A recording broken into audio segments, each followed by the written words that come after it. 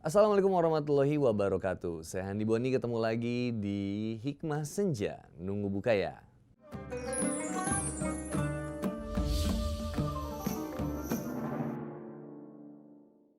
Ada hal yang menarik buat disampaikan. Sebenarnya apa sih yang biasa Rasulullah SAW lakukan ketika di Idul Fitri ini? Sebenarnya seperti apakah kebiasaan-kebiasaan in people semuanya, misalkan biasa kemudian silaturahmi kah, atau malamnya main petasan gitu kan, bakar rumah gitu ya kan, itu kebiasaan yang buruk, itu tidak ada ya.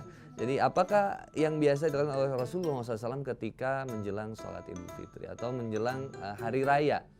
Jadi yang pertama, ketika ini kan masih masuk ya, sebelumnya di seperti 10 malam terakhir itu kita memperbanyak kalimat-kalimat yang terbaik, memperbanyak zikir kepada Allah, memperbanyak sholat, memperbanyak bacaan Quran, dan memperbanyak kemudian kalimat takbir ya. Itu biasanya kemudian Nabi Muhammad SAW itu takbiran kalau bahasa kita ya, Allahu Akbar, Allahu Akbar, Allahu Akbar. Sedih banget ya. Iya, padahal cuman video. Aduh, cuman main beduknya dong gitu kan. Nah, justru itu yang diperbanyak oleh Rasulullah SAW dengan para sahabat, dan bercengkrama, ngobrol gitu sama sahabat-sahabat yang lain untuk kemudian saling mewasiatkan, saling mengingatkan, saling menguatkan di jalan Allah Subhanahu wa taala. Nah, esoknya persiapannya yang harus kita siapin. Jadi ada nggak sih budaya ini belanja?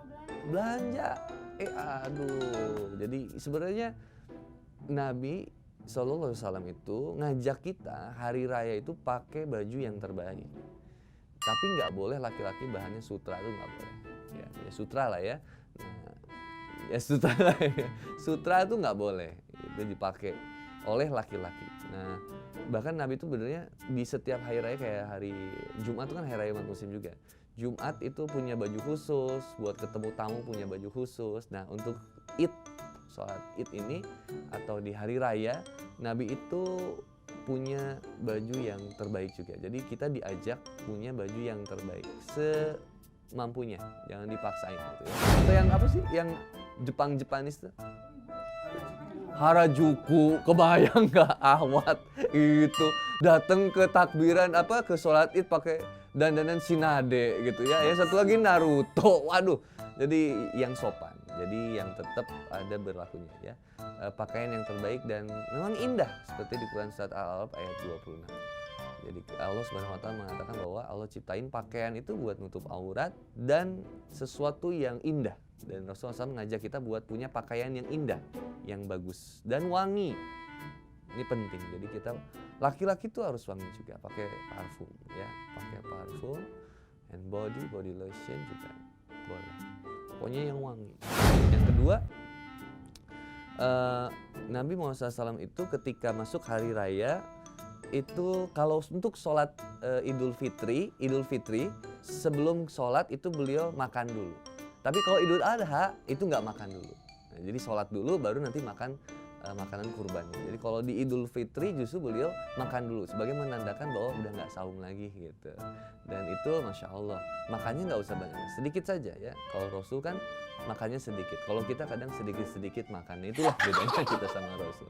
Nah, makan itu lalu kemudian berangkat. Sambil jalan itu memperbanyak takbir sama Allah. Allahu Akbar. Wah, terus tuh bagus, Masya Allah. Dan kemudian yang disunahkan oleh Rasulullah Muhammad SAW juga, kita memperbanyak tahniyah.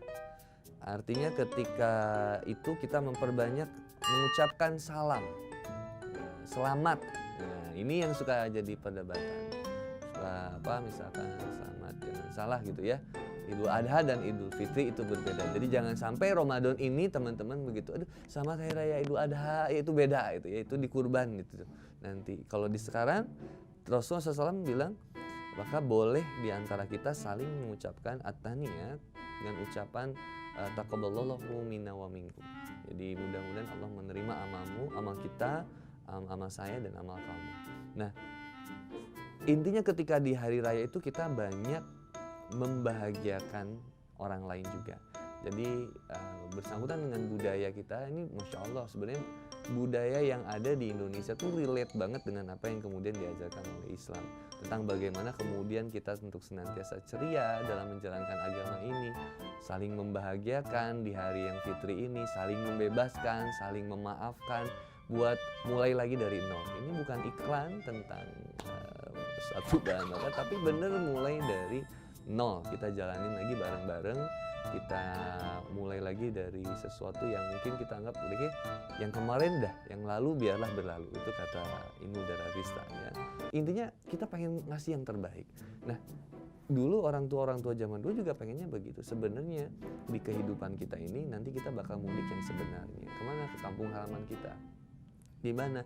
Jannah, akhirat, surganya Allah Subhanahu wa Ta'ala. Maka bekalnya harus bekal yang terbaik untuk sampai ke Allah. Allah nggak lihat tentang seberapa besar amalmu, tapi tentang untuk siapa amal itu diberikan. Kalau untuk Allah Subhanahu wa Ta'ala, ibtigu mardatillah, hanya karena Allah, maka kita akan mendapatkan itu. Maka Allah itu insya Allah maha segalanya. Allah memberikan kita hidayah, Allah memberikan kita kasih dan sayang untuk kemudian merangkul kita dan berusaha terus memaafkan kita berkali-kali. Allah nggak pernah ninggalin kita, cuman kita yang sering ninggalin Allah. Dan ada juga kebiasaan kayak kita biasa untuk kemudian takbiran di masjid ya, atau takbiran keliling kampung gitu. Itu suatu hal yang seru banget. Cuman ada memang hal-hal yang memang harus diperhatiin juga. Salah satunya adalah jangan sampai kemudian juga kita mengganggu kenyamanan masyarakat. Artinya dilakukan dengan waktu yang jelas ya, buat masyarakat bisa istirahat. Kadang kita harus berpikir bahwa jangan sampai kemudian justru ngeganggu.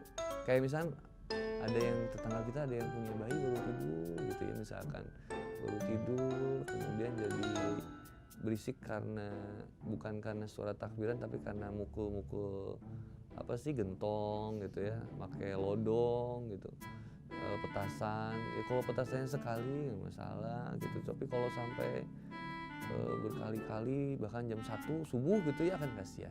Intinya besoknya kan kita harus beraktivitas.